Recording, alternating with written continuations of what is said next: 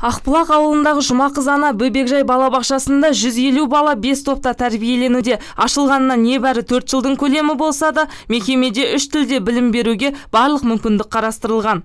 Бұл жекеменшік балабақшасы 2012 жылдың соңында желтоқсан айында жаңа құрылыстан ашып отыр. 5 топ, бүгінгі таңда 5 топ жұмыс істеп жатыр. Аралас қазақ орыс тілдерінде, бір орыс тобында, 4-еуі қазақ тобында жұмыс істеп жатыр. Енді мынау өздеріңіз білесіздер, мынау Қазақстан Республикасы білім және ғылымды дамытудың 2016-2019 жылдарға арналған мемлекеттік бағдарламасында 2016 жылы мынау мектепке дейінгі ұйымдарға 3 пен 6 жас балаларды қамту 82,7% үлесі болып отыр. Жұмақыз ана балабақшасы 2016-2017 оқу жылын жаңа мазмұндық бағдарламамен бастап отыр. Оған дәлел бүгінгі семинар. Мұнда балалар орыс, ағылшын тілдерінде де еркін сөйлеп, жаңа технологияны меңгерген. Бұл бөбекжайдың бір ерекшелігі өз егін алқабында балалар тәрбиешілерінің көмегімен жазымен мақта өсіріп, күзде өнімін алып, одан жіп иіріп, алаша тоқыпты. Негізі оңтүстік өңірі жалпы мақтамен айналысқан еді, сол қалып кетті. Сондықтан осы балаларға мақтадан бастайық дедік. Бұның еңбегі өте ерен.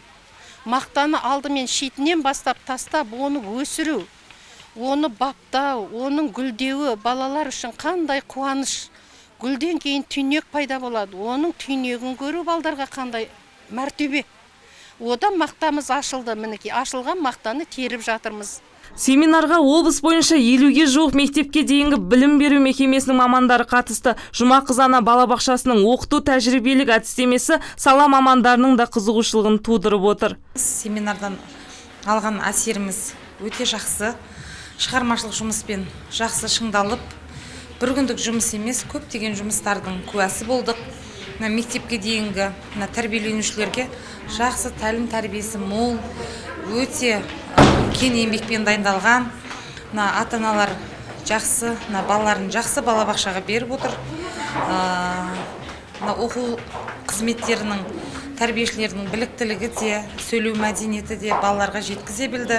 Балабақша басшылығы мұндай семинарды осымен 2-ші жыл өткізіп отыр. Оңтүстікте, оның ішіне Сайрам ауданында мақта кластерін дамытуды қолдау мақсатында ақ алтын алқабын көбейтіп, балдырғандарды еңбек сүйгіштікке баулуда. Өйткені тәрбие талбесіктен. Сондықтан өңіріміздегі бірегей балабақшаның тәжірибесін өзге мектепке дейінгі мекемелер жалғастырса, нұр үстіне нұр болмақ. Мөлдір Кенжебай, Антон Семенов, Нарньюс.